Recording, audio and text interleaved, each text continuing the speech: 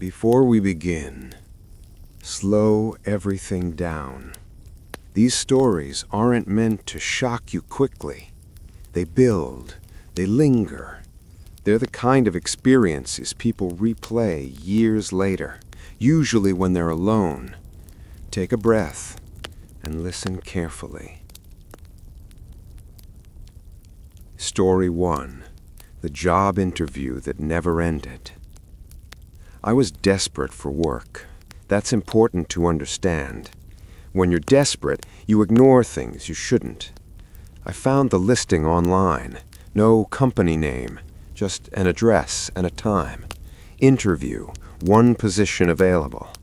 It was scheduled for 7 p.m. That should have been my first red flag. The building was old, office space above a closed storefront. No lights on, except 1 window upstairs. I knocked. A man opened the door almost immediately. Didn't introduce himself, just nodded and stepped aside. The room was empty. No desks, no computers, just 2 chairs facing each other. He told me to sit. He asked basic questions at first. My name, my work history. Then things changed. He asked if I lived alone, if anyone would notice if I was late getting home. I laughed nervously. He didn't. Then he asked me to describe my daily routine, in detail, when I wake up, when I sleep, when I leave the house. I stood up, said I didn't feel comfortable. He smiled, said the interview wasn't over. I walked past him and left. I checked my phone. I had been inside for almost 3 hours. The listing disappeared the next day. So did the building. The next story doesn't involve a stranger. It involves a group of people who noticed something and didn't talk about it. I used to ride the same bus every morning. Same route, same time, same people. You start recognizing faces. One morning, a man got on at a stop he'd never used before. Tall, thin, clothes slightly too clean.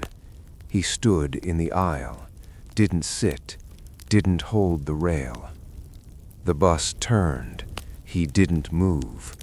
No one reacted. I watched him sway slightly, not to keep balance, just sway. At the next stop, he didn't get off. Neither did anyone else. The driver didn't say a word. No one made eye contact. I finally looked around. Everyone was staring straight ahead, rigid, avoiding him. That's when I noticed something worse. His reflection. It wasn't moving. The bus stopped. The doors opened. The man stepped off. Only then did the bus feel normal again. People started breathing. Someone laughed. No one mentioned it. I asked a coworker later if she'd seen him. She said yes, and that everyone sees him, eventually. They just don't talk about it. Before we begin, turn on a light, just in case. Forehead, a nose, pressed hard, too high up. I checked my security cameras. No motion alerts, because he never crossed into my yard. The camera turned on automatically, and he was already there, standing, watching. Tonight, I haven't looked out the window. I don't want to know how close he is now. Now for one more story. This one stayed with me longer than I expected. Story 3. The storage unit at the end of the hall. I rented a storage unit after my divorce.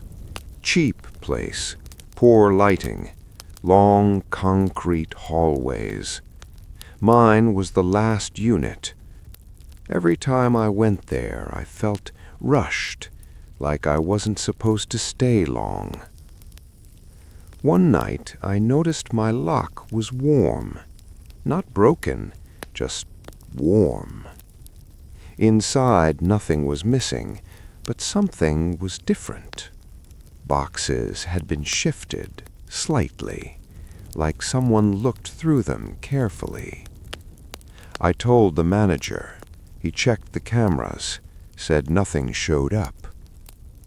The next week, I heard something, movement, from the unit next to mine, but that unit was empty. I pressed my ear to the metal. Breathing, slow, close. I stepped back. The sound stopped. I ended my contract the next day. As I left, the manager asked why. I told him about the empty unit. He looked confused. He said that unit hadn't been empty. It was registered as mine. That's where we'll end tonight. Some stories don't need explanations. They just exist. If you're listening alone, take a moment before moving. Sometimes the silence is heavier than the noise. Good night.